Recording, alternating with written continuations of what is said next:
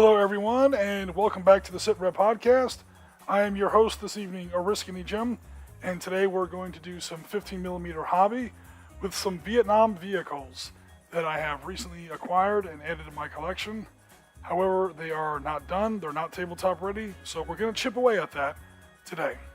What we've got on the table specifically are 4 M113s from Old Glory Miniatures. I originally bought 3 packs of 3 and used 5 of those 9 to bulk out my IDF force. My 1973 Yom Kippur Israeli like mechanized infantry force. I've got 4 left over. I'm going to add them to my Vietnam force. In the Vietnam War, the M113 armored personnel carrier was primarily used by the U.S. Army. It was not widely adopted by the U.S. Marine Corps because it's not amphibious. It's not built to fit aboard the LSTs and amphibious assault ships and other kinds of platforms that the Marine Corps uses for strategic power projection. However, in the Vietnam War, they did eventually adopt them on a limited basis. Because they were already there. And clearly this was going to be a long war. So I think starting in 67, 68, the Marines started using some of these as well. So long story short, take your first shot. There's definitely a use for these in your Vietnam tables. I've also got a couple of very, very large trucks. These are not deuce and a halves. I'm not sure exactly what kind of trucks these are. These are like 10-wheeled monstrosities, like Oshkosh Prime movers or something. One of them has been transformed into what they called a gun truck in those days. One of them has been transformed into an M113 carrier, and I'll show you what those are in just a second. So first of all, as I get ready to start painting these vehicles, I'm going through some Vietnam War photographs and trying to get some ideas for how I'm going to kit bash these, build them, paint them. I mean, they're already built, but I've already added some additional stowage that I've constructed myself. We're going to be building some additional stowage tonight, hopefully, and we'll see how that goes. So one thing that I'm thinking about definitely doing is adding a lot of mud onto the bottom of the vehicle. All the time you saw these M113s, every time you see this is just a painting here, but you would see these vehicles. Notice the wheels are all like caked brown with this sandy mud. And there's another miniature where the guy's kind of doing the same thing. It's definitely a muddy place, clearly. And when it's not muddy, it's dusty, because very few of these roads were paved. I think a lot of people tend to underestimate the importance of armored vehicles in Vietnam. You think Vietnam, you don't normally think tank battles. And there really weren't any tank battles, at least with the United States. However, tanks were used by the U.S., and APCs and trucks and all the vehicles that support tank operations.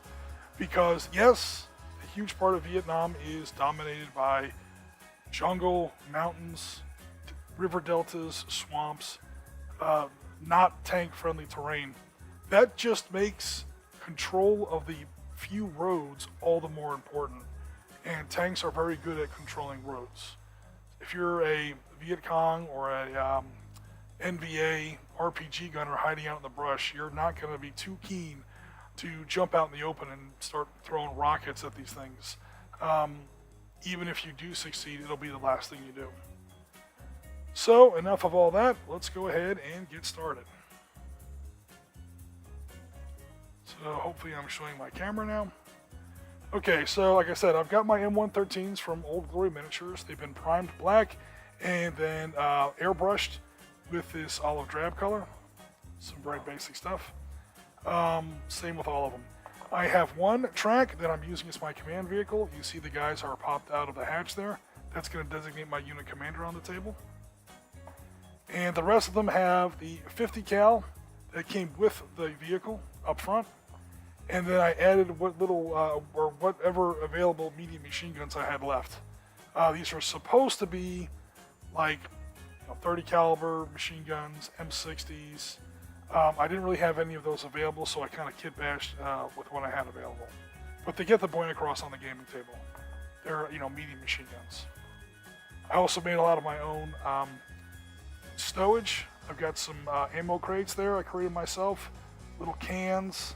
I've got these, I used kneaded eraser to make these little either Alice packs or ponchos, bedrolls, who knows what, just plastic bags full of crap. You know how it is when you're in the field. You literally just you have to use what you have available to carry all your crap around, and they never give you enough space.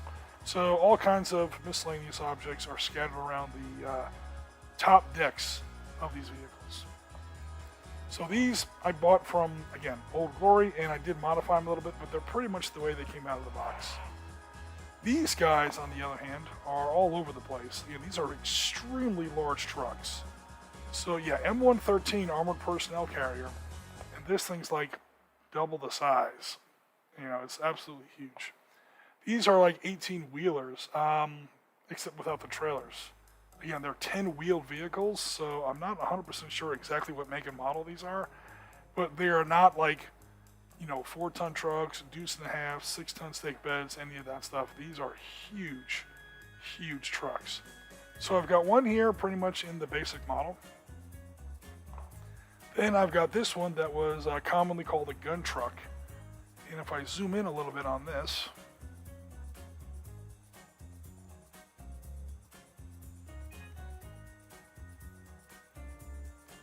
come on, get the focus right, dude.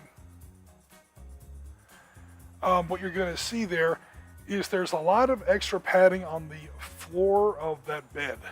It's not just the stake bed underneath on the bottom of the truck anymore.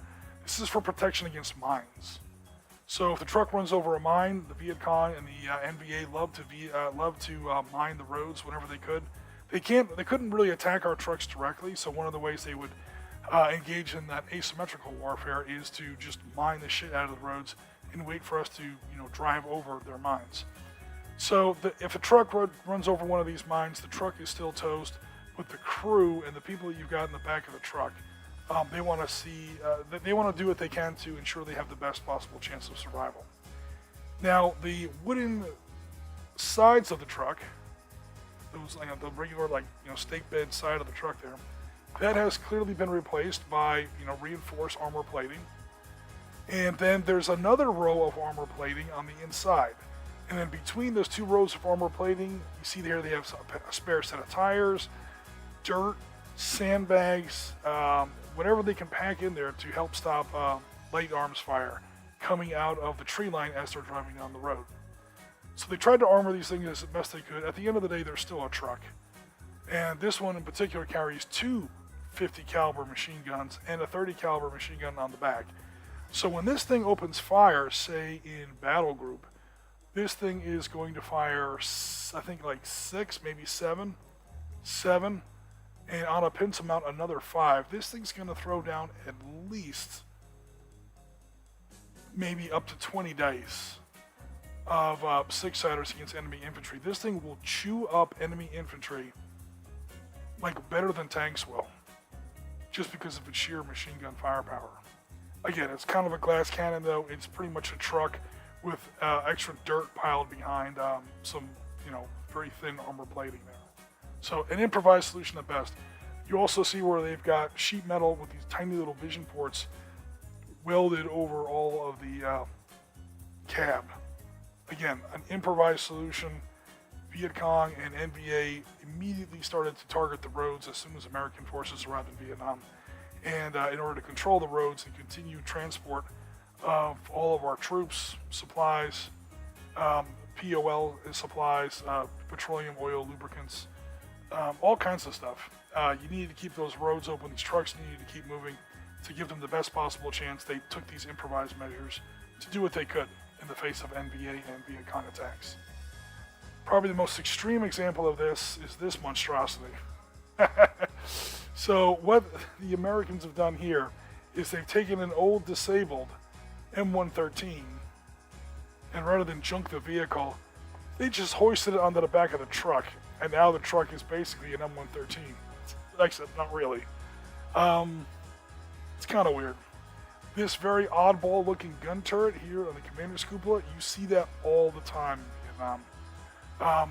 You see similar stuff in Iraq and Afghanistan on top of our Humvees. They don't quite look this ridiculous, but the idea is basically so that the guy can operate the M2 50 caliber machine gun and not be completely exposed to enemy small arms fire. And he's got a buddy there helping him out with an M60. That actually is the right machine gun there, with a very basic gun shield. The gun shield on the M2 HB 50 caliber heavy machine gun is a little more involved there. Plus, again, the gunner's got his own little improvised cupola there. But again, they've got the plate welding on all the sides and the front of the driver's compartment of the cab of the truck.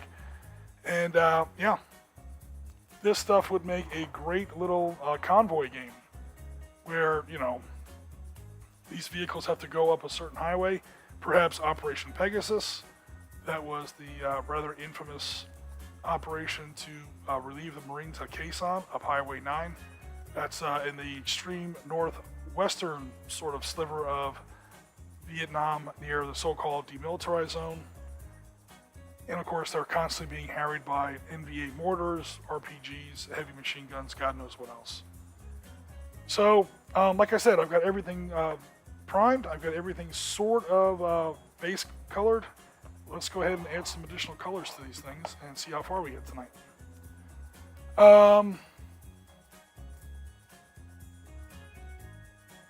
Okay, so, oh no. Seems a lot. Music seems too loud to the voice or soft for the music. Yes, no worries with Hobby Launch. Thanks for coming out at all. Definitely appreciate it. I started looking forward to seeing the results. Sweet, thanks very much. He sounds good to me. Sorry, Jen. Oh, see, I told you, Jen. The team always is on my team. That's on my side. All right, so no worries. I turned the music down a little bit, so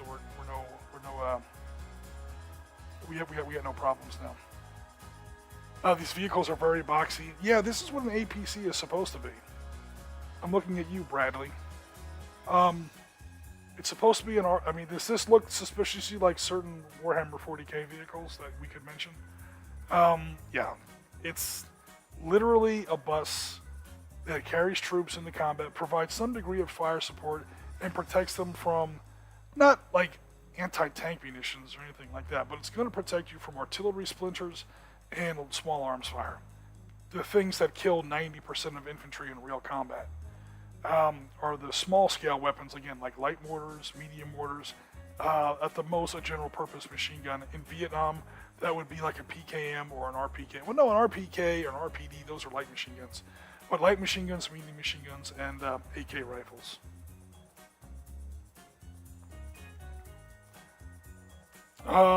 Any M114s on tap? I don't know. I bought the M113s on from Old Glory Miniatures. I don't think they make anything else in that line. I bought 3 bags of 3, and I used the other 5 for my Israelis. Sandbags between 2 sheets of metal on a gun truck. Yeah, that's what's kind of stuck in there. They got some stowage in there. They've got some actual supplies and kit that they want to, you know, is important enough to bring with them, but not important enough to protect from machine gun bullets. Like I said, 2 spare tires, that kind of thing. And they used to just pack dirt in there, sandbags, whatever they could, pour concrete in there, whatever they could to prevent or to provide some kind of ballistic protection. John says that's like pouring cement into the glacis of a Sherman. Yeah, they've done it. Also, sometimes you need certain kinds of concrete or other materials on the outside of a tank to protect from magnetic mine attacks. That's the whole Zimmerin anti-mine paste that you saw on German vehicles. American Marines used to strap, 2x4s and plywood on the side of their Shermans. It looked a little silly, or logs even. Looked a little silly, but it prevented Japanese suicide sappers from trying to attach magnetic mines to the side of their tanks, things like that. What did this thing get? 5 gallons to the mile. Yeah, butter boxing. There you go. All right, let's go ahead and start. I'm going to begin with some of that mud I was talking about.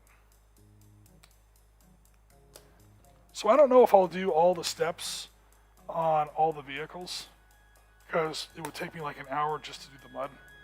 We'll probably do like some opening steps on one vehicle and then just keep painting that one vehicle. So the stream's a little more interesting. You guys don't want to watch me do the same thing literally 8 times. So I'm getting some of that very reddish mud that you saw very often in Vietnam. And I'm just going to dry brush it. Oop, that might be a little bit too much of a dry brush there. That's definitely too much of a dry brush.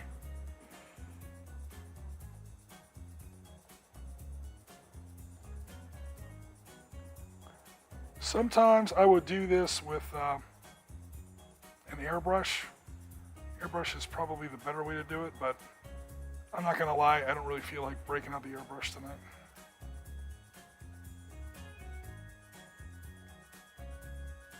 So hopefully you guys can see the difference in color there. We just want to give a little bit of an impression of the splattered mud.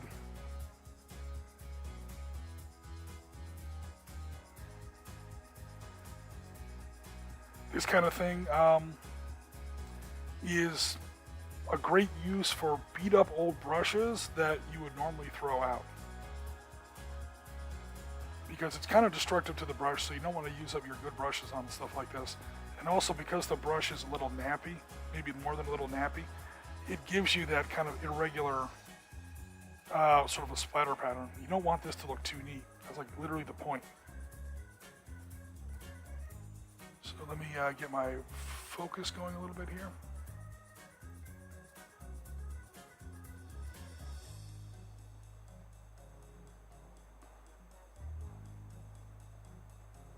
Something like that.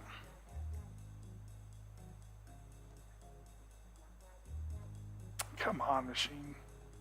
Sorry guys, the focus is kind of acting like a... Here we go, I'll go that way. How about that?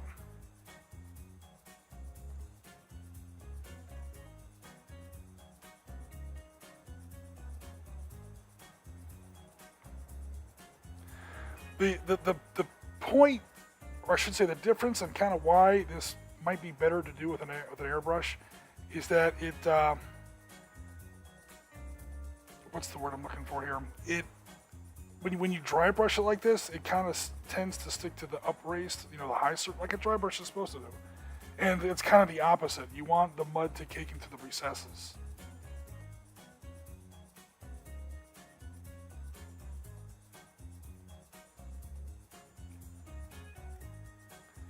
So, I mean, you can get around it. It's just,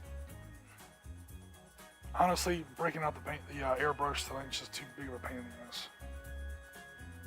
Also, my airbrushes have been kind of finicky lately. I think I have to replace some parts. And if you've ever tried it, outside of Martin, who's awesome, he does it all the time. Airbrushing live on camera is kind of a pain in the ass. If you guys ever get a chance to check out any of Martin's hobby stuff, he was recently working on a 40K Dreadnought. Yes, I know what a 40K Dreadnought is. When I say I don't like 40K, it's not... And I always say that. I don't really like 40K, I don't really like 40K. And then, for some reason, the discussion's on 40K, and I mention something, and everyone's all amazed that I know everything about 40K, or that I know anything about 40K. And the answer is always like, or the follow-up is always like, I thought you hated 40K. I'm like, yeah. Doesn't mean I don't know anything about it. How silly is it to hate something without knowing anything about it? You should probably, before you decide whether or not you hate something, you should probably know a little bit about it.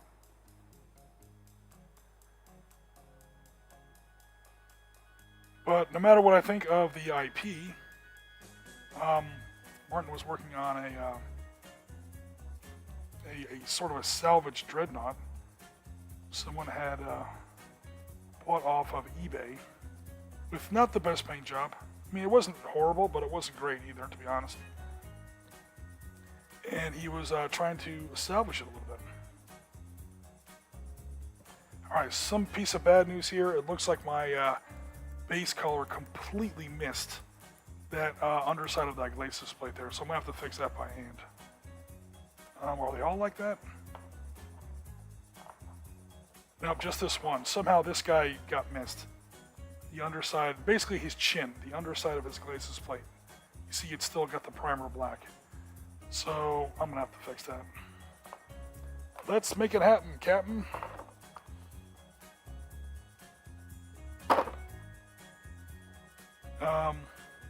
As always, craft store paint, nothing but the best for you guys. Oriskany is the world's cheapest painter. To be fair, I never really got into the whole like specialty hobby paint stuff. I was like educated and even worked for a while as a traditional artist using like basic acrylic paints, and it's what I'm used to. So as far as like mixing this stuff, blending it, knowing how acrylic paint dries, knowing how it behaves, it's just something I've always, known, and something that I'm kind of comfortable with.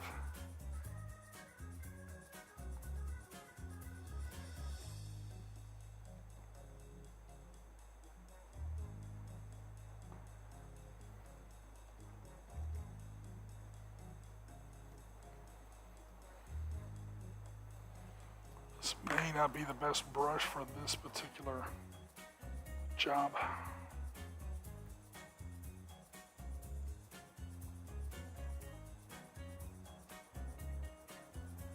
Alright, that's definitely going to require 2 coats. So I'll let that dry and I'll work on one of the other vehicles. Catch up on Mr. Chat.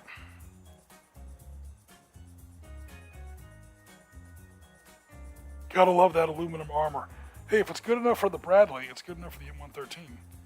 Early models would get penetrated by rifle fire at close range. That's true. A high-powered, well, it depends on the small arm. Yeah, the small arms that they were up against, either the AKM family assault rifles that the Russians were sending them, or like the Norinco 65s, which are pretty much just Chinese knockoffs of the AK. It's a not quite a 30 caliber machine gun bullet or a 30-06 like rifle bullet. It is 30 caliber. It's just a little shorter and not quite as heavily powered because it's an assault rifle. It's not like a hunting rifle or a machine gun bullet or anything like that, or a battle rifle. Like a 30 caliber bullet fired out of, say, an M14 or an M60 or an FN. I think the British called those the SLRs. Could be wrong about that. Correct me, someone British. The old school the L1A ones.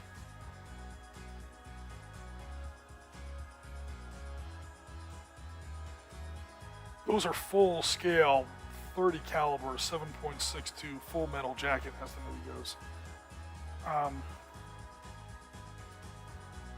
It's not quite an AK. An AK is a little bit shorter than that because those other weapons are not assault rifles.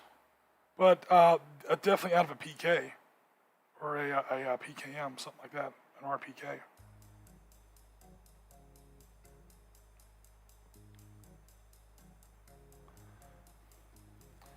I know this red looks very bright. Don't worry, it's acrylic, it's gonna come down.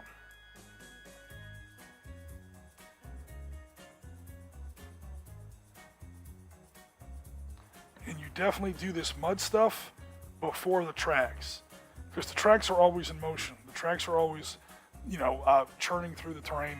So they are ironically going to be kept a little bit more clean than the wheels, the mud guards, the sides of the armor, stuff like that.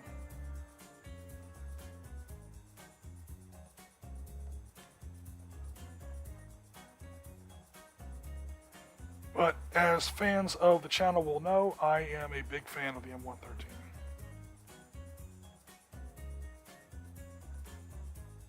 Absolutely acknowledge it had some hella limitations.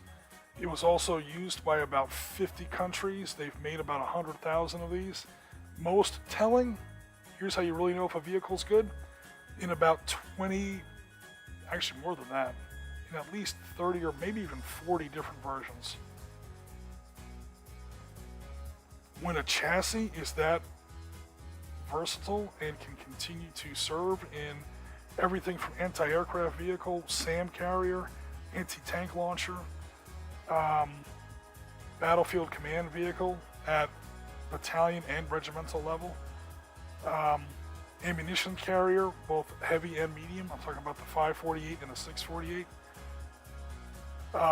Battlefield ambulance. I mean, this thing literally does everything. The Bradley cannot say the same. It's got a badass tow missile launcher on it, dude. So what? It's not supposed to be a tank destroyer.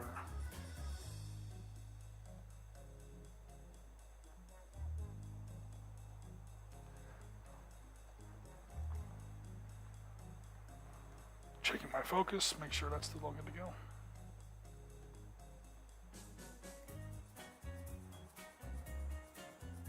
And again, I don't know if I would always use this color for mud, but in a lot of Vietnam color footage, you see that a lot of Vietnam was caked in this very distinctive, it always reminds me of Georgia. If you've ever traveled to Georgia, or if you live in Georgia, it looks like Georgia mud.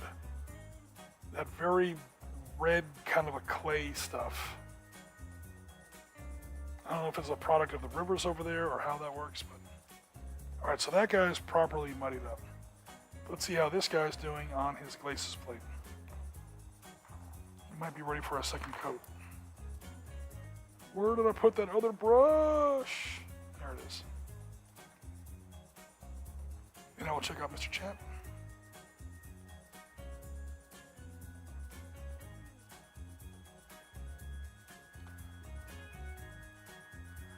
So if you come to our channel and you're a fan of our coverage of post-1945 material, we will have some coming up. Do bear with us though, and I sort of apologize in advance. June and August are going to be a solid wall of World War II. At least from my side. We will have some other stuff coming up for post-1945, much more modern conflicts later in the year. So again, do bear with us. Don't abandon us if you're here just for the post-45 stuff. But July marks the 80th anniversary of the largest battle in human history. The Battle of Kursk. We are going to be doing the Battle of Kursk very, very hard. Because it's the 80th anniversary. 85 is a weird anniversary, 90 is kind of weird. The next real good anniversary for Kursk is going to be the 100th anniversary, and that's in the year 2043. I'm going to go ahead and venture that not all of us are even still going to be here. So we really want to hit it hard.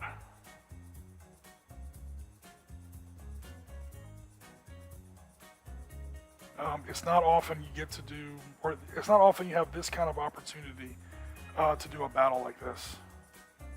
It's going to be absolutely gigantic. You've got at least 3 games lined up in miniature. We've got multiple games planned for Panzer Blitz. In fact, one of them has already been played and recorded. And on top of that, speaking of things that are already played and recorded, John can speak to this. July of 2023 also marks the 80th anniversary of Operation Husky and the invasion of Sicily. So, my friend Mark has already run a great game set in Sicily. We've got that recorded. That will roll out probably late July. And he's talking about setting up another one. Meanwhile, I am doing one in Kursk. I'm probably going to use an abbreviated form of battle group for that. That's going to be Großdeutschland's assault spearheading 48th Panzer Corps into Cherkasskoye. It's this little village in the southern shoulder of the Kursk salient. Mark is going to be running a big game on the northern shoulder of the Kursk salient. Probably, ooh, that's way too much. Probably Paniri. If you're familiar with Kursk, you probably recognize some of these names. It's another little Russian village.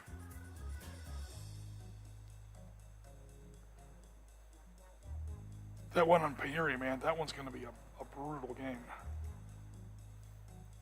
It's one of the only times you can have Ferdinand assault guns, Grizzly Bear assault guns, and Su-152s all on the same board. I don't think that happened anywhere else in World War II. Realistically, of course, if you play Flames of War or Bolt Action, you can do whatever you want. But to those of us who actually pay attention to history, it's pretty much the only time you get to do that, to my knowledge. So yeah, that's gonna be fun. That's gonna be a big chunky game, man. That's gonna be like, I don't even know what the analogy would be. 2 dump trucks in a friggin', head-to-head pushing contest.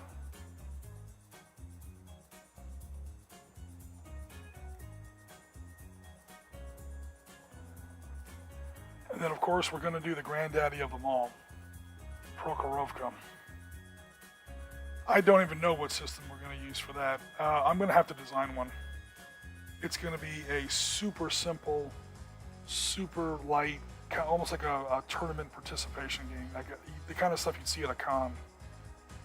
Because, I mean, that's going to be like, if you have a Mark IV, if you have a T-34, if you have a T-70, please bring it and put it on the table. We want to have it. You want to literally take an 8x6 table and cover that sumbitch in tanks. And also anti-tank guns, but primarily tanks. Su-76s, like whole friggin' regiments of them. It's an insane battle. Okay, I'm hoping to let this dry to the point where I can... Is that dry? Okay, cool. So there's the new glacis plate. Actually, I'm going to put one more coat on there, because it's a little uneven. And that's going to wrap up Kursk. Meanwhile, Pyotr and I have already done some of the follow-up to Kursk. The Soviet phase of the battle that takes place in August. Yeah, that'll look a lot better when it dries. That game's already been recorded and in the can. And yeah, so between Kursk and Sicily, July and August of 2023 is pretty much going to be a massive, a huge rollout of World War II material. If you're a fan of our World War II material, you're good news. If you're more of a moderns guy, we are not forgetting about you, trust me. Because October of 2023 is the 50th anniversary of Yom Kippur, the largest of the Arab-Israeli wars. We're going to be hitting that very hard again. I have to buy some Centurions, because I've got plenty of Pattons, the M48 Pattons, the Magach 3s. You guys have seen them in our Suez game. However, I do need some shot cows, because I might want to do Valley of Tears. Probably the most epic tank battle since 1945. Granted, battles like Medina Ridge, 73 Easting, and Norfolk are bigger tank battles, but they're not as awesome. I mean, that's, if you're familiar with the material, I mean, Valley of Tears is just insane. The only time, in my opinion, that Israel was actually in any kind of actual danger. The whole idea that, Israel is this tiny military dwarf surrounded by much more powerful enemies and constantly in a battle for survival and, her very existence hanging by an over-dramatized thread. That's just, 9 times out of 10, that's just nonsense. Stop watching propaganda. But the Golan Heights and Valley of Tears, that really is that 10th time.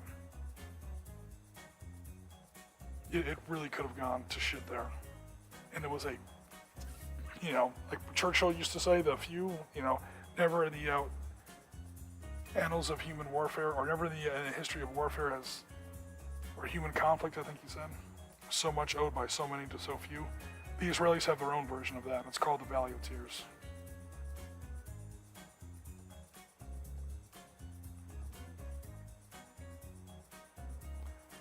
October 6th through 8th, 1973. We're coming up on the 50th anniversary of that. And if that's not enough Modern Warfare stuff for you, October 3rd, 2023 is the 30th anniversary of Operation Gothic Serpent, or the Battle of Mogadishu. If you've ever seen the movie Black Hawk Down, that battle takes place 30 years ago this October. So you can always find an anniversary if you want to do a gaming anniversary. We tend to go with, the big ones, 25, 30, 40, 50, 75, stuff like that. And suffice it to say that, 2023 is going to be a busy year. And we are going to clobber World War II pretty hard. Because it's just, the summer of 43 is a lot's going down.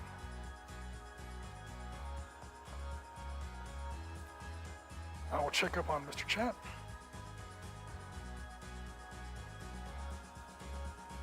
Not so important to protect them from machine gun bullets, so not the beer supply then, right?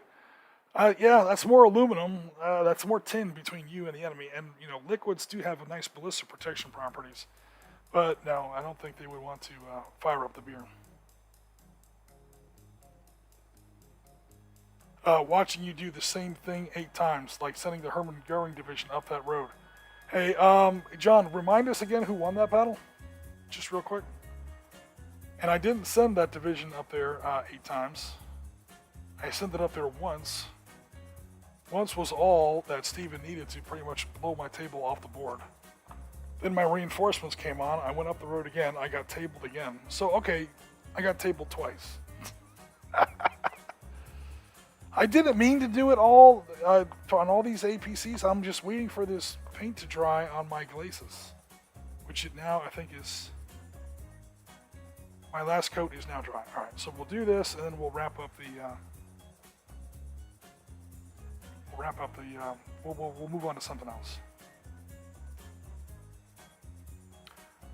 Also, to be fair, John, if you're watching the stream like intently, you might not be doing it right. I don't pretend to be entertaining or anything like that.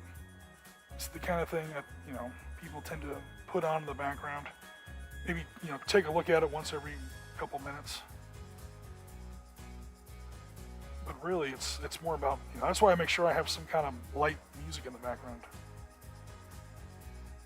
Because hey, you're supposed to be doing hobby right now too. Why are you watching me? I appreciate you coming out and supporting us, but tell us what you're up to.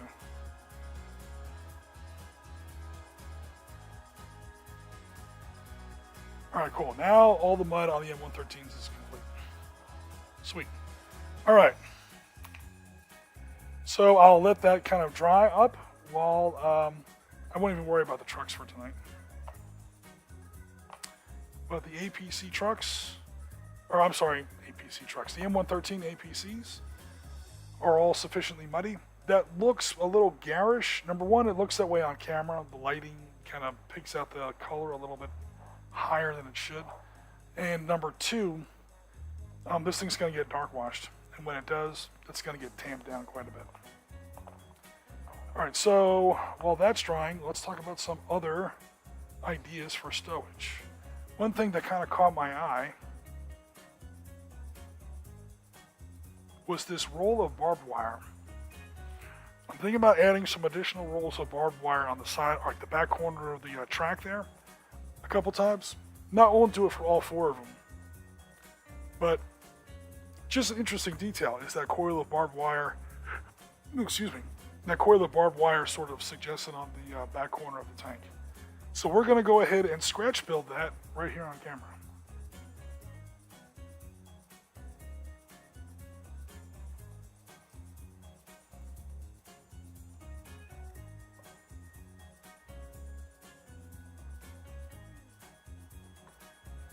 We're going to start off with a pipe cleaner.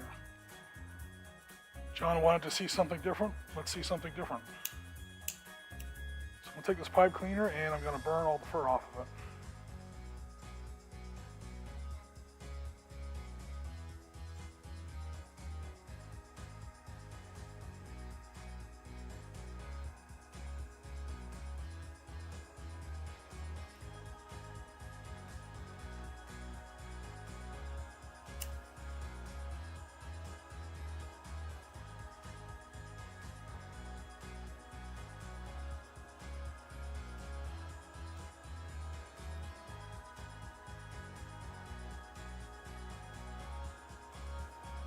Don't touch the wire right now. Trust me, I've made that mistake.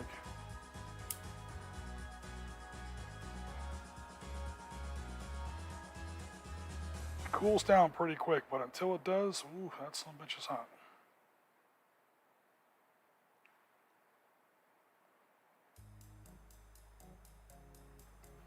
So I'm not sure how well you can see this, but I'll try to adjust the zoom here. It maintains that coiled shape. Oh, that's zoomed in too much. Here we go. And now it's metal and it's very posable. So, and again, I'm using just generic pipe cleaners from pretty much any kind of store that sells them. Let's see how this feels. There we go. It's fine.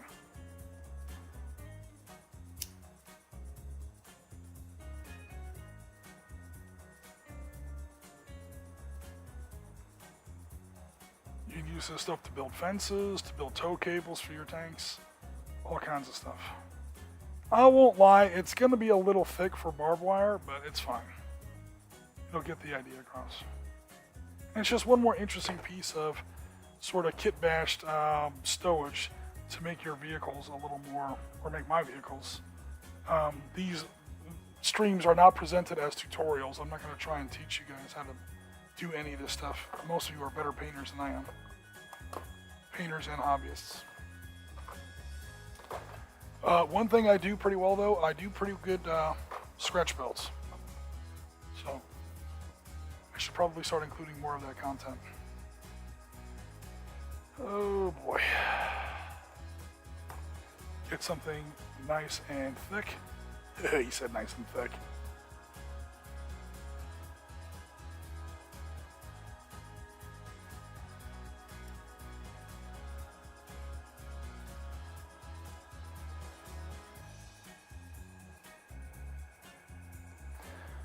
Wrap it around something round.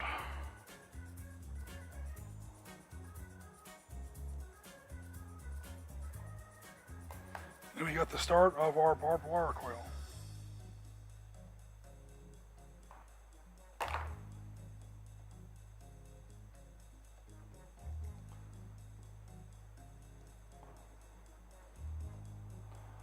I just gotta find a decent pair of scissors I can use to clip this with.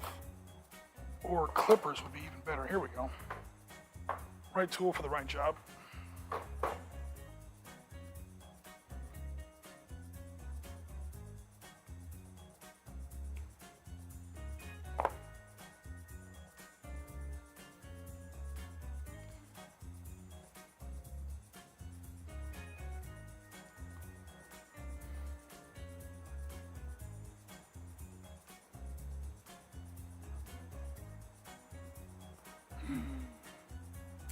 Come on, get in there, you.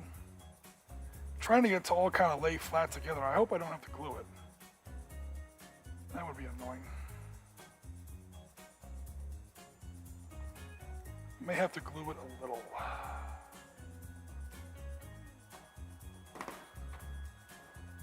Well, we got 9 people in the chat. Awesome. Thanks very much, everybody, for coming out.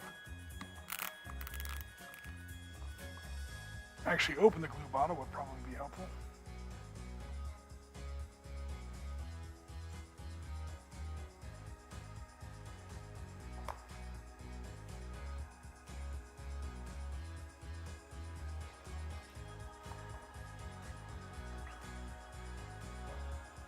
Alright, I don't want to be stuck holding this here on camera while it dries. So I think I've got it in place. I'll sit it off to the side for now. I'll start on the next one. I think I can get 3 rolls out of this. 3 convincing looking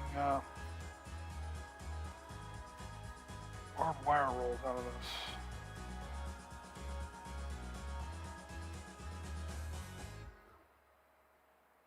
this.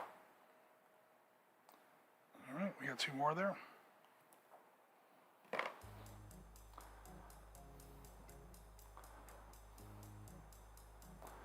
The British SLR was the Belgian FN rifle, yes. Yeah, that's kind of what I thought. I mean, I know it's the FN. Sometimes I lose track of what the British name of it is.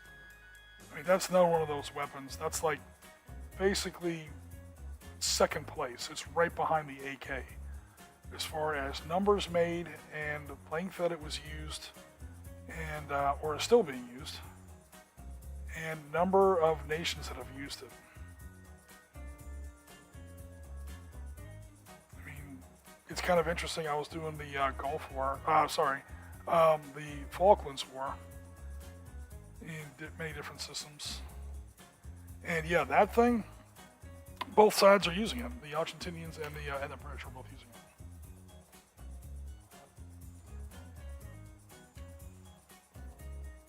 I like that red mud. It's everywhere in Vietnam. Yeah, that's totally. I was never there. I'm not that old, but all the footage I see, you always see that same weird color.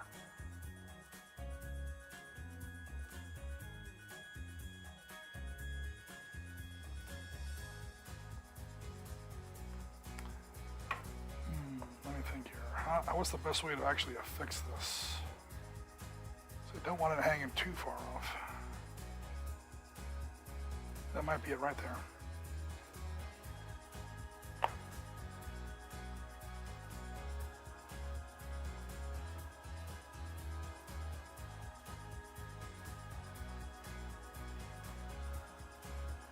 Alright, and that is kind of what I'm going for with that roll of barbed wire. At least sort of an loose approximation of it. Oh no!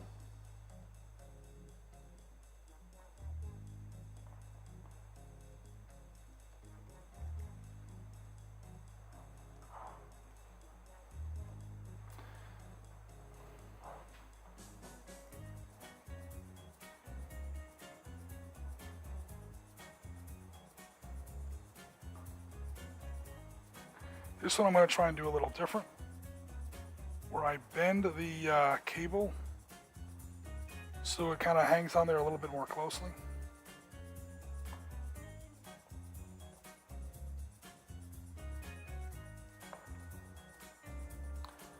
It's iron-rich soil, I believe, laterite soil. Yeah, I'm no geologist. Every time I see the footage of that stuff in color, I'm like, that looks like Georgia mud. Primark X adds, they rolled out a solitary T-34 for their Victory Day parade. No other tanks. Yeah, that's what I saw. People were making jokes. They were like, they had one T-34 for Victory Day parade. I wonder if that's because all the other T-34s were being sent to Ukraine. I don't know, man. That whole war, man, on both sides has turned into a free fire, museum. It's amazing the age of some of the equipment that's being used over there.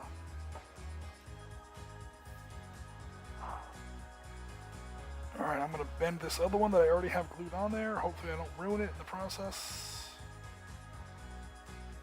There we go. That's a little better.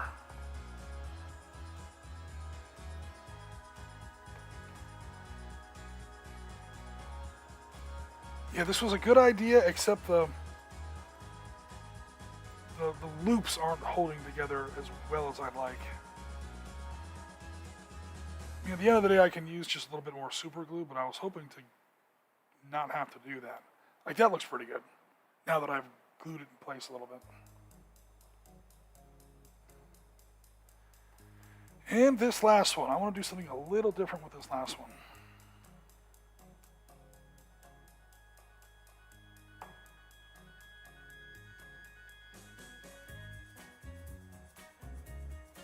So they don't all look like exactly the same. I don't want to put it on the back. That restricts one of the access doors.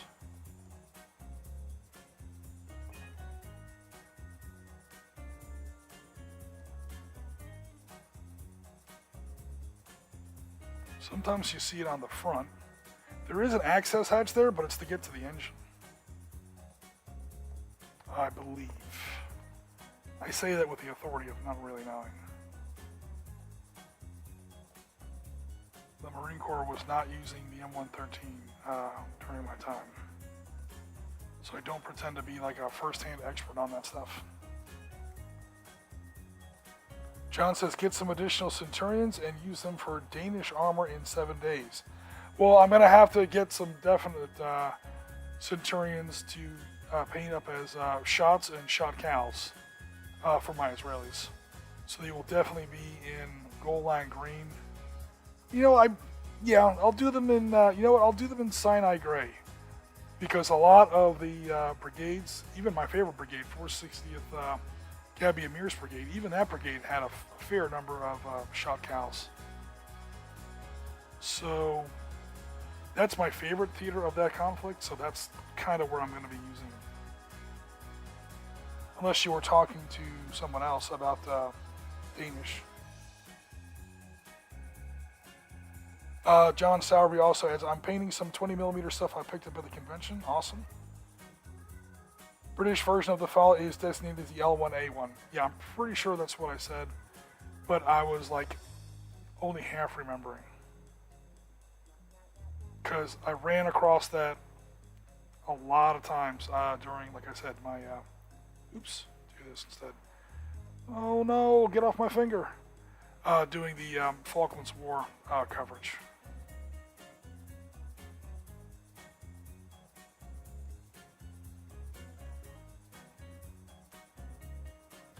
Heavy use of the FN. The FN mag as well, to be honest. Or the M240, as the US calls it. I'm pretty sure the British call it like the L7. The Canadians call it the C6. There's all kinds of... they're all the same weapon, effectively. The FN mag, general purpose machine gun. Just, when it's in a different country, they call it something different. And it's not just national pride. I think sometimes they're built under license. And when they're built under license, there's some slight manufacturing changes to accommodate whatever country that they're being manufactured in. Semi-auto only. Of course, the British Army trying to save money on bullets. Here's the thing, man. On full auto, if you're not a general purpose or a squad support machine gun, full auto on an assault rifle is kind of a waste of ammunition. Because I challenge you to hit anything with a third bullet or afterwards.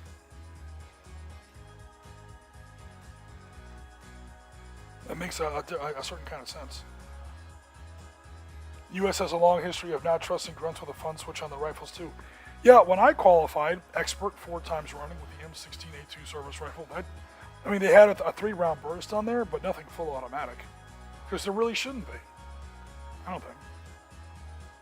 That's what your machine gun is for.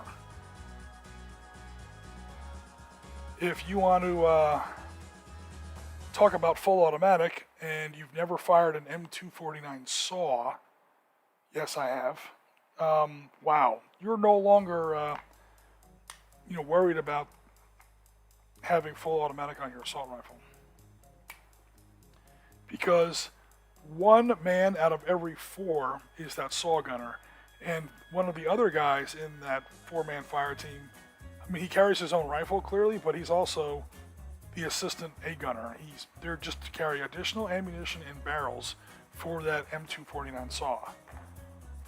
And you want to talk about something that's going to put down some firepower. Same bullet as the M16A2, the same Remington 223 NATO 556 ball, but I can't remember what the cyclic rate of fire on that thing is. It's insane. It's like MG42 rate of fire, and it just never stops. It's crazy. Found good image of an Aussie M1A. Oop, there's a little button. M113 ACAV with barbed wire on the front. Okay, cool. So that doesn't sound too off there. Awesome. I was afraid that it might be cheesy because that access panel, I think, leads to the engine. But I'm sure before they're going to overhaul the tank, they can take the barbed wire off. Cool, thank you for the confirmation there. All right, I've got some of my El Cheapo paint, my apple barrel paint, pavement. It's basically a pre-mixed, very, very, very dark gray. And that's what I tend to use for my tracks and tires.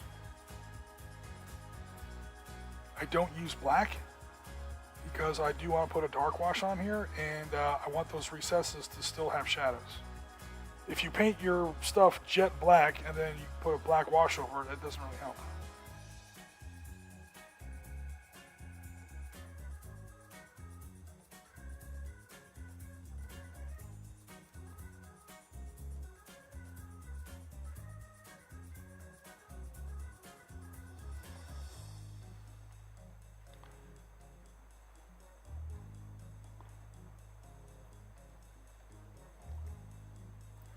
Another big game, this is a little far in the future, but another big game we have on the cards is Tarawa.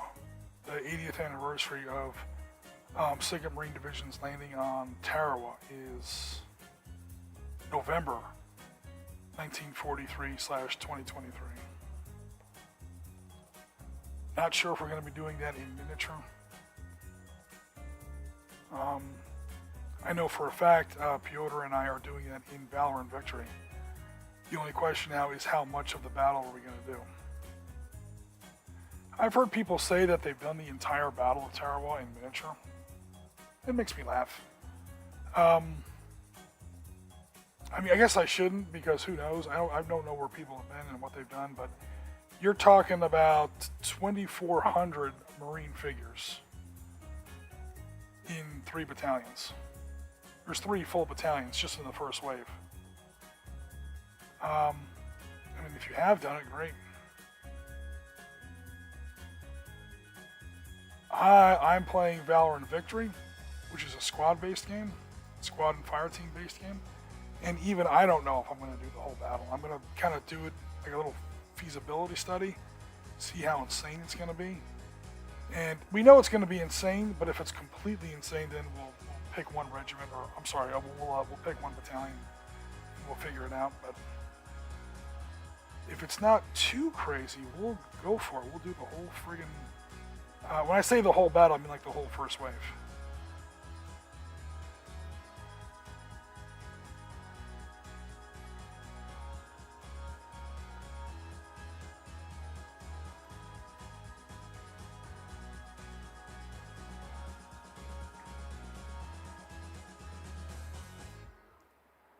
And that's just the Americans. Clearly, you need a lot of Japanese as well. And a crap ton of bunkers, improved positions, slit trenches. That's a tough battle. Never mind Amtraks, never mind Higgins boats. There's a fair amount of work involved in that.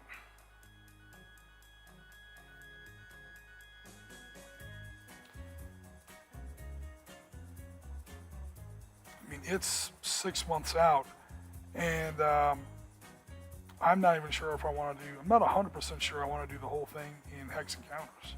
I have done the entirety of all of Tarawa in Panzerleader. The game worked. It provided the, a good result. It was, historically accurate or whatever. It actually recreated the battle to a sufficient degree of detail. It just forgot to bring the fun. Panzerleader is probably my favorite game ever, and there are scenarios clearly that don't work in Panzerleader. Tarawa, I think, was one of them. I should say it worked, it just wasn't very fun.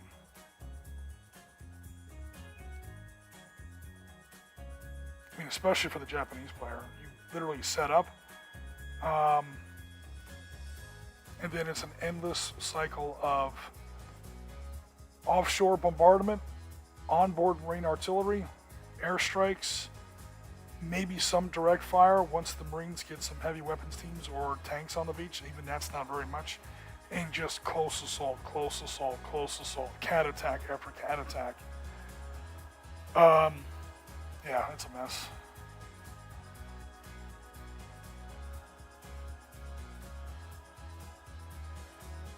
A lot of times it comes down to you got to pick the right game for the scenario. All right, so one thing I definitely will not do is I will not do all the tracks and tires. I would literally bore everyone to tears with that. What I will do is get some slightly less intense gray. Oops, this isn't open yet. Look at all these new bottles of paint I'm opening for you guys. What the hell, man? No one told me this was actually going to make me open up new bottles of paint. You guys don't deserve this.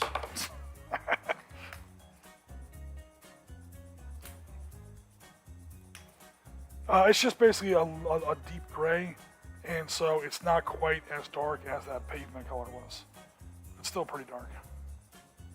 I'm going to be using that for my weapons.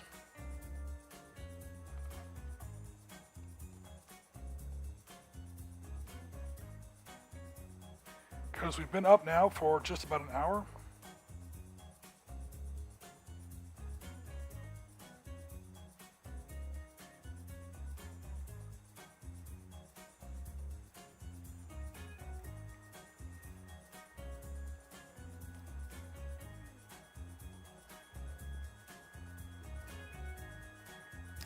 What I like to do sometimes is come back later and repaint the top of the ammo can. Those ammo cans sit inside a dark black or a dark gray tray on the side of the machine gun's receiver. And what happens is the ammo can itself is the same olive drab as everything else in the Army. So right now I just pretty much coated the whole thing in that dark gray. I'll probably come back and I'll put a little bit of the same olive drab on top of that. I just want to do some other stuff first. Half of what's, and you guys know this I'm sure, but half of what's hard and half of what's easy when it comes to miniature painting is the order in which you do the stuff. If you do stuff in the wrong order, it gets 10 times harder. If you're smart about the order that you do it in, that right there is half the battle.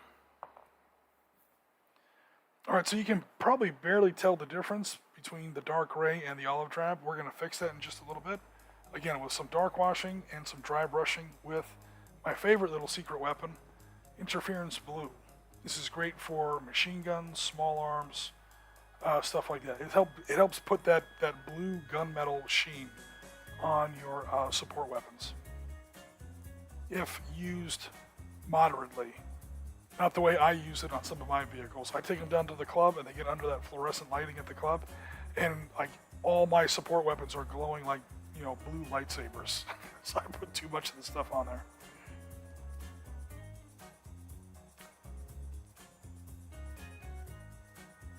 Found a good image of, I shared it on the Discord for you. Okay, cool. And if you aren't part of the Discord, there should be a link under this video. Yes, there is. Thanks very much for that shout out, Mr. John.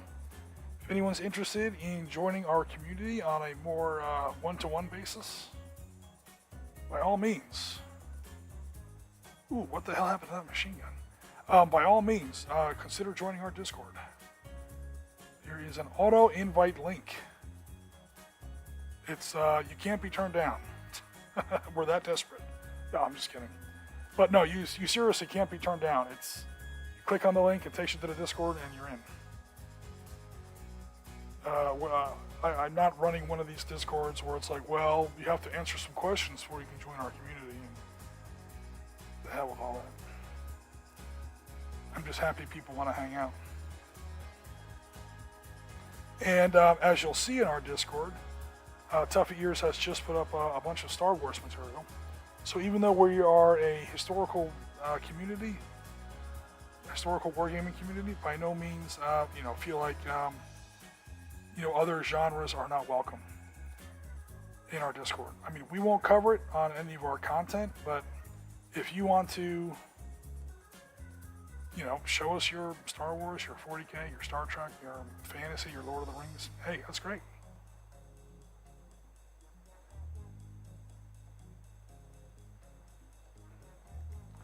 We would love to see it. Hobby is hobby, after all.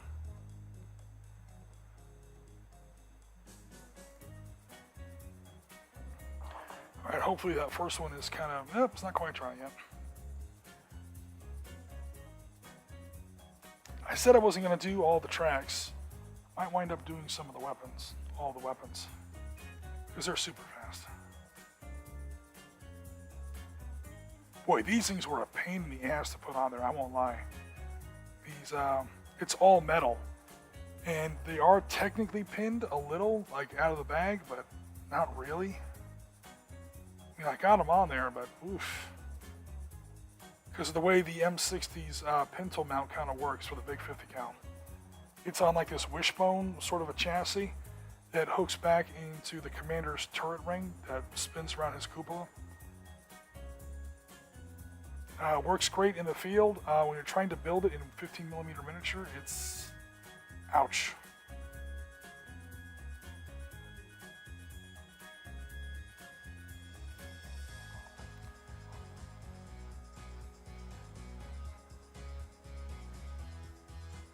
Tell you one thing I'll also fix, the super glue that attached some of the barbed wire rolls that I built, or that I made, is not looking good on the paint. I have to paint over some super glue damage.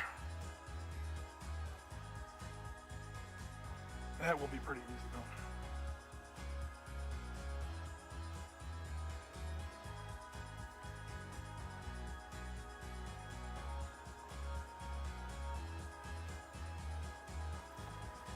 Alright, let's get to that next.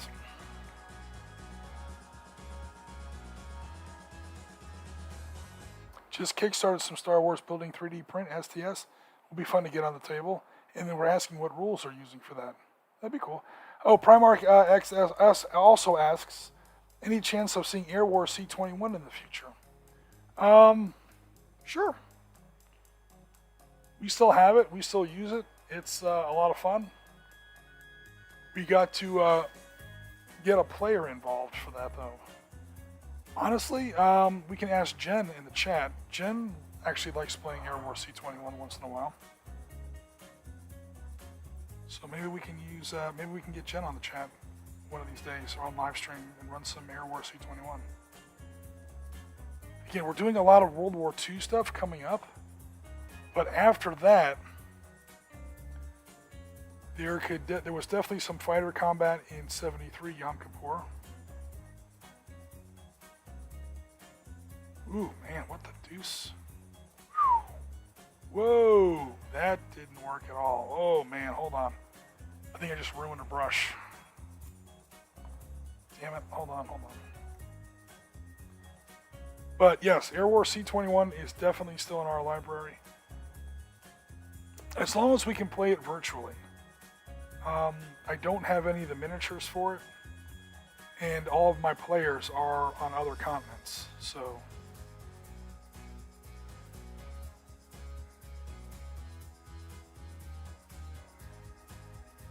It is not, by no means, out of the realm of possibility.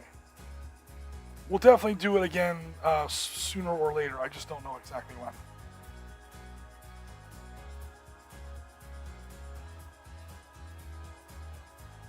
That one's a little bit better. All right, cool. And there was none on that one.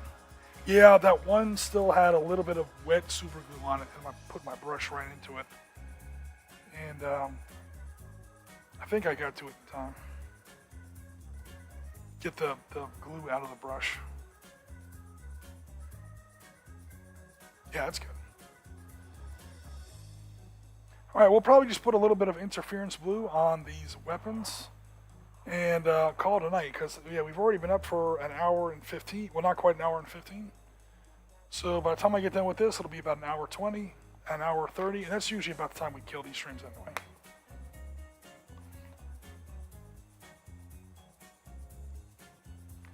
I actually wrote a rule set for tactical combat in Star Wars way back in the day. Kind of a weird story. I used to work at a different company, and this company had like these little events or whatever, like team building events, or silliness like that. And we went to like a Dave and Buster's or something, like just to drink beer and throw basketballs and stuff. And I can't remember what game it was, but I was really good at something. Hey, this is a while ago. That one's still wet. And so I won a crap load of these tickets. And then I go to the little counter, and I'm talking to the lady, and I'm like, well, what can I get with these tickets? And they have like the usual, kiddie stuff. And I'm like, this is all kind of dumb. I don't know, maybe I'll just give them away or something. And then I saw packs of the old Wizards of the Coast trading card game, Star Wars trading card game. And I was like, how much are these? It was like, a bag of the cards and these little styroprene. I won't call them miniatures, but they're almost like fold-up models for all the different vehicles and starships in Star Wars. It looked like a lot of fun. And then I was like, okay, so it's like, I don't know, 20 tickets for a bag, and I had like 2,000 tickets or whatever. So I was like, just give me all of those. So I pretty much cleaned them out on these things. I took them home. I put together like 100 of these models. Again, they're not really models. And so hopefully there you're seeing it's got a little bit of a blue gunmetal shine to it. And then I'm like, okay, I don't really play card games, like Magic the Gathering or anything like that for Star Wars. So I'm like, what the hell am I going to do with these? And came up with a little bit of a system. Again, they're not really miniatures. They're that weird kind of like plastic cardboard / styrofoam. I don't know what they call it. Styroprene or something like that. And some of them are pretty good. All stuff from the prequels. The original trilogy. The sequel trilogy had not come out at that time, so there's none of that. Also, the sequel trilogy didn't invent anything new, especially in ground combat. So long story short, I sat down and wrote a rule book. I went to publish it on, it wasn't Beasts of, it was Beasts of War back then. Nowadays they're called on tabletop. And turns out that that wasn't going to work with Disney, and not only Disney, but Hasbro. Because WizKids is owned by Wizards of the Coast, is owned by somebody, is owned by somebody, is owned by somebody, is eventually owned by Hasbro. So if there's two companies you don't want to go to court with, it's Disney and Hasbro. Disney owned Star Wars at that time. Well, they still do, obviously, but they had already bought Star Wars.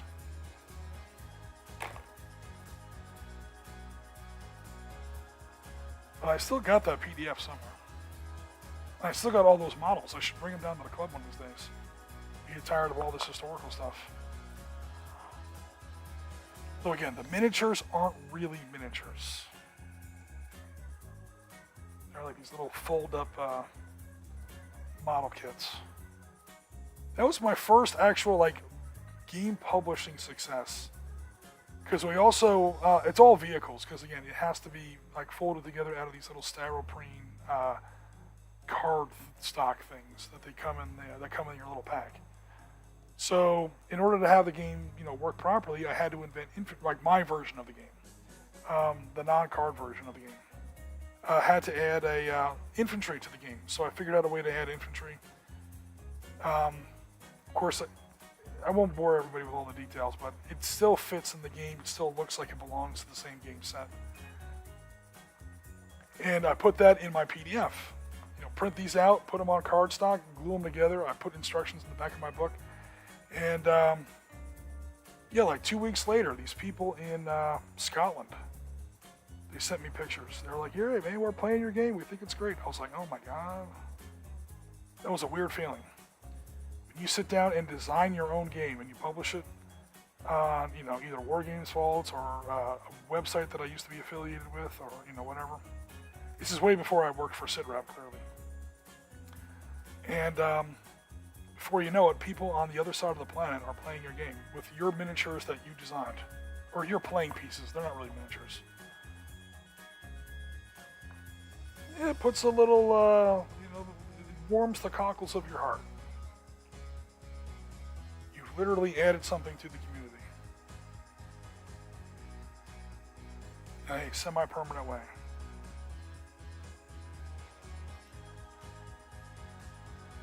This is way before Valor and Victory Stalingrad. This is way before Valor and Victory 1918. This is way before Valor and Victory Modern Expansion. This is way before Dark Star. And all the other stuff. that has been produced since. Way before Sit Rep Skirmish. And Battle Carry Sabo, which I also have to get back to.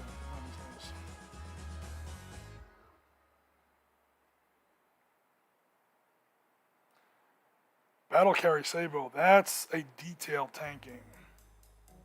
That's a game where you're going to sit down for 4 or 5 hours and you're going to play a force of maybe like 6 tanks against like 12 enemy tanks. It was originally designed for the beginning of 73 Easting. So Eagle Troop, 2nd Armored Cavalry Regiment versus elements of Talwakana Division at 73 Easting. So not a big, but it is very, very detailed. It does not pull any punches on the technical aspects.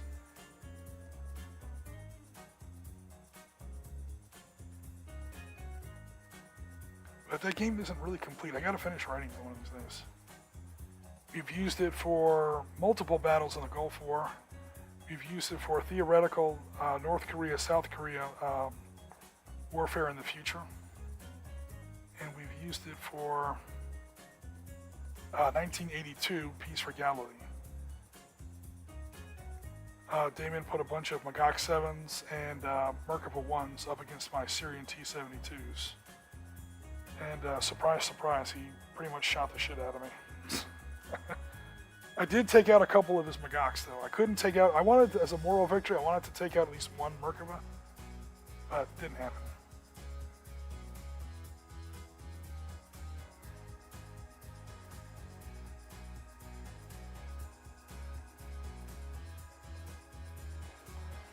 That's a game I would be kind of afraid to take to the club. People at the club haven't really liked Battle Group. Or like even Force on Force was like too complicated. I was like, really? They couldn't keep track of the reactions. I mean, not all of them. There were some players that are into it. Maybe I'll do like some kind of invitational. Hey, I'll run, because we do want to do Mogadishu in Force on Force. And I think that's going to be an invitational game. Like, look, I'll pay money for the table or whatever, but only certain people are kind of invited. Because these are the people I think would kind of enjoy the game. Some others, maybe not so much. I'll catch you on the chat. I do like your virtual C21 games. Thanks very much, Primark. Yeah, because that's going to be the way it's going to have to be done. Anything virtual is so much easier.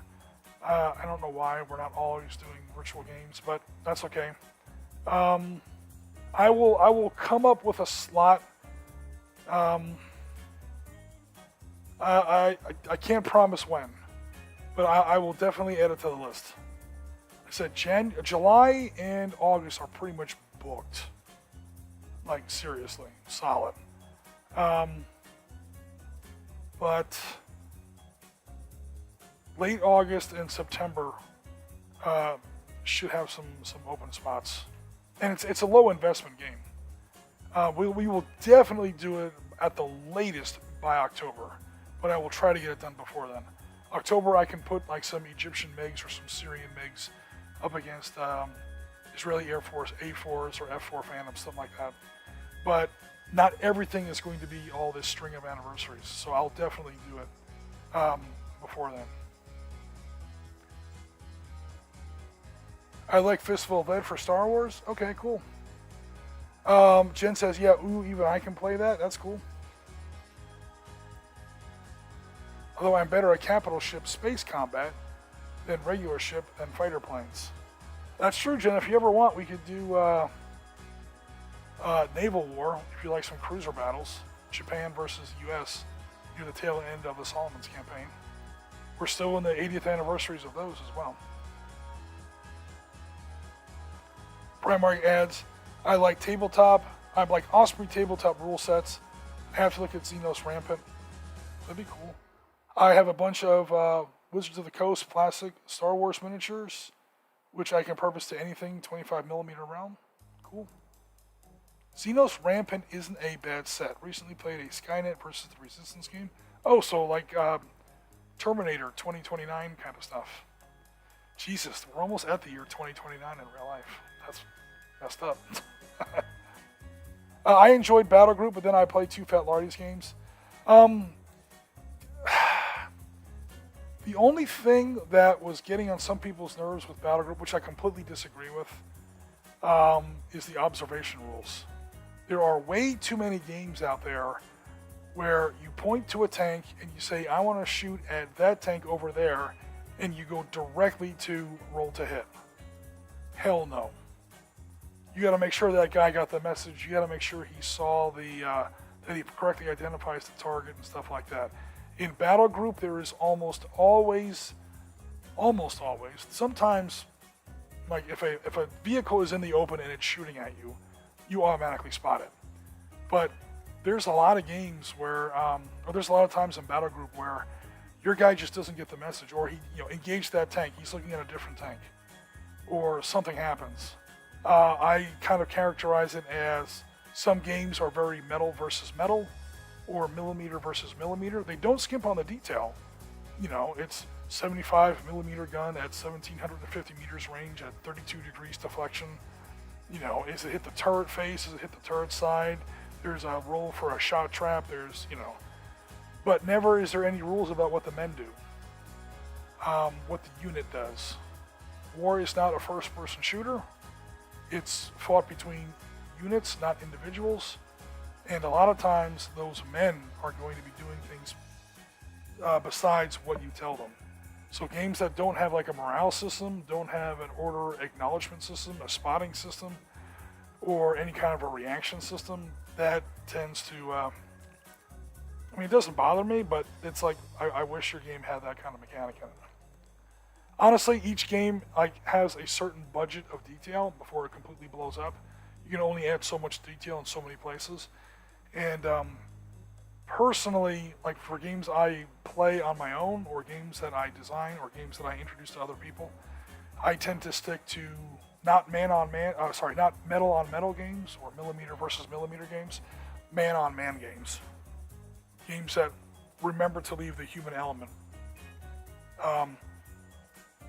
And all the frailty that brings with it.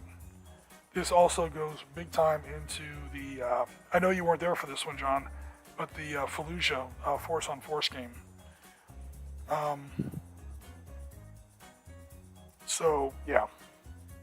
And then the only other thing that we might figure out with Battle Group is the infantry save, because games that have too many saving throws tend to get on people's nerves.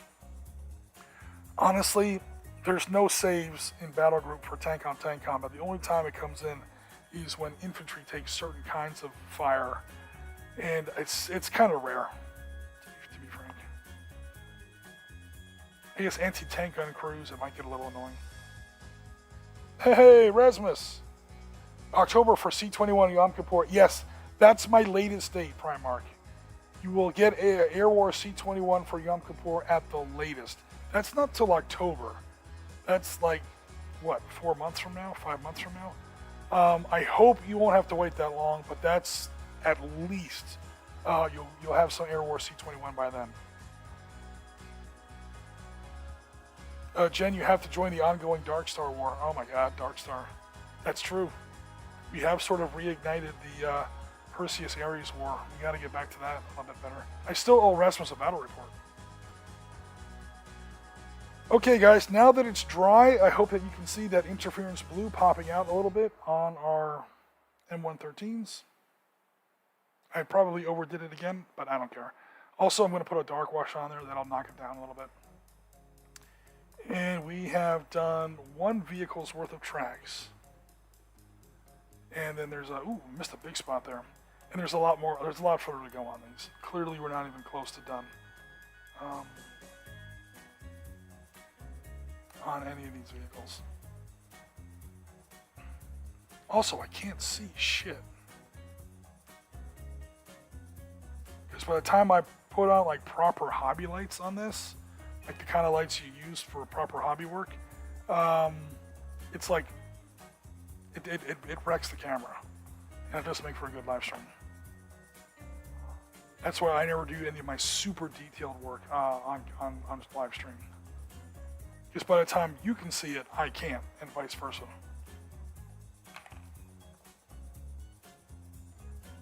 Jen says, yeah, I got to get back to it. The poor HMS Kraken is getting left in the cosmic dust. That's true. Between Rasmus's IJN Kama, I think it is. Yeah, his Katana class heavy cruiser. Definitely Damon in his Iron Duke class heavy cruiser. And before you know it, Matt Spencer is finally giving up USS Oriskany for a Gettysburg class heavy cruiser. Then where are you going to go? Because then there's going to be some serious heavy cruisers flying around. And HMS Kraken, who used to be the scariest heavy cruiser in that verse, is not going to be not going to be the badass she used to be. So yeah, I hear what you're saying, John.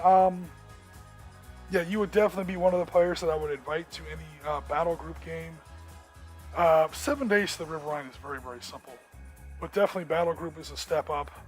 And Force on Force is definitely a step up. Yeah, these are those kind of games where it's always your turn. You're constantly reacting, constantly counter-reacting. It's not the kind of game where you can, push a couple, pieces of metal around a table, sit down, open up your phone, start talking about the latest rerun of Battlestar Galactica or whatever. Then you come back to the table and half your army's burning and throw a bit of a hissy fit that you don't know what's going on. Well, dude, these games aren't always so casual. He's probably the nicest way I can put that. But yeah, we're definitely going to do Force on Force for Mogadishu. We're definitely going to do Battle Group. We're going to do an abridged, a slimmed down version of Battle Group for the big Kursk battles. Not because of anything at the club, just because those battles are going to be so big. Because it's Kursk. If I put Gross Deutschland, including 10th Panzer Brigade, up against, was it 2 Soviet Guards Rifle Divisions, 76th and, I can't remember the other one. The big one is 67th. The other one is like 78th or something like that. Plus an entire regiment of self-propelled artillery, I think the 1440th. God knows how many anti-tank regiments, just regular towed anti-tank guns. I mean, there's a crap ton. Obviously, we'll be doing a sliver of that, but even a sliver of any decent Eastern Front battle is huge. So we'll figure it out. But because I want these games to have a real scale to it, and I don't want to be there for 7 hours, we'll be taking some of the steps out of the battle group. Ammunition tracking for one, and probably order generation as well. And we'll just say, look, move your tank, take a shot, good luck, and hopefully you don't get blown up. But yeah, for Prokhorovka though, I'm going to make up like a literal shooting gallery game. It's going to make Starship Troopers look like, Rise and Decline of the Third Reich. By the time that, I'm literally going to put like as many tanks as I can get my hands on. My entire Eastern Front force, Mark's entire Eastern Front force, and I'm recruiting other players who have their own armies, their own Flames of War armies.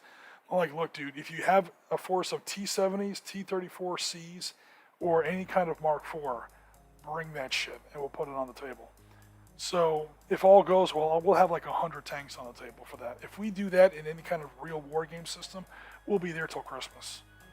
So I'm going to come up with a very, very slimmed down, like the entire set of rules fits on a 3x5 card kind of a system. Almost like a tournament participation game for that.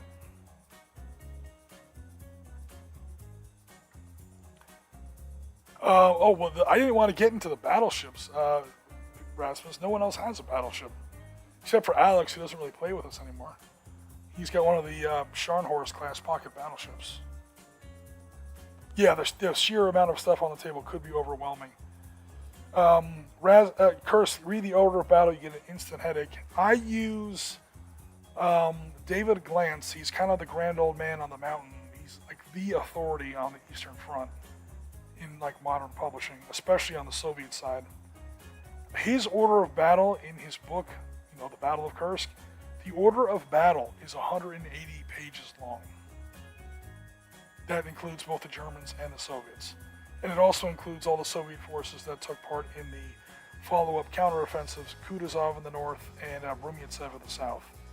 So it's not just like the classic Kursk, Operation Citadel, July 5th through 13th, 1943. It's the whole show. and he gets down into individual regiments, individual battalions. It's insane. Yeah, you will get a headache trying to figure that out, for sure. Mark and I were on Discord last night until about 11:30 at night, trying to figure out exactly what vehicles, what battalions, and what regiments are going to be in this Paniri game. Because there's conflicting sources about who had what. We figured out what units were actually there, but now there's a little bit of... We've pretty much resolved it. But, yeah, it's a rabbit hole. It's a rabbit hole, to be sure. Alright, guys. Battleships are more targets than combat ships. Yeah, until they fire that broadside of 16 gigawatt railguns. And your frigate pretty much just vaporized from 32 hexes away. And you're like, I had a frigate here a second ago. What happened to it? Kursk just reminded me of the Missia game we played for 36 hours. I promise there will be no 36-hour war games. I cannot run or play a game that runs for 36 straight hours. Yes, that's true. We started at 5 p.m. Friday. We didn't finish until noon on Sunday. And other people got to take breaks and naps, but I didn't because I was running the game. But that was when I was like 24. Spoiler alert, I'm no longer 24. I can't do that shit anymore. I mean, if you went crazy on Kursk, you probably couldn't come up with a game easily. That would run that long, but that's not what we're up to here, so no worries. Alright guys, we've been up now for about an hour and a half. That's pretty much our time limit for these live streams. We know that everyone's got other things to do. It's the middle of the night in some parts of the world of our audience. And a lot of us have to go to work tomorrow, so some of us still haven't eaten dinner, so hey, I gotta go get some food. Alright guys, we're gonna go ahead and close it out. Thanks very much everybody for coming out. We had a great audience today, some great conversation.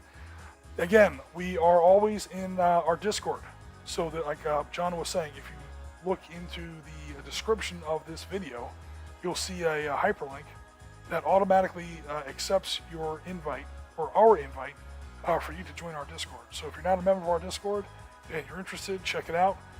Again, we do mostly historical stuff, but if you have non-historical stuff, by no means feel unwelcome, by any means.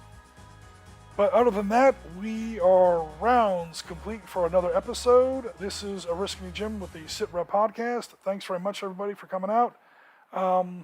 Please remember to like, comment, and subscribe if you haven't already. Especially like this video, please, if you don't mind. I really appreciate it. It helps the YouTube algorithm notice us and spread us around to more people. It has been having an effect. Our views are climbing precipitously. And we're pretty much coming out with the same content. So more people are starting to notice us. And a lot of that comes from YouTube's perception of how people interact with our videos. So a like, a comment, all of that would be greatly appreciated.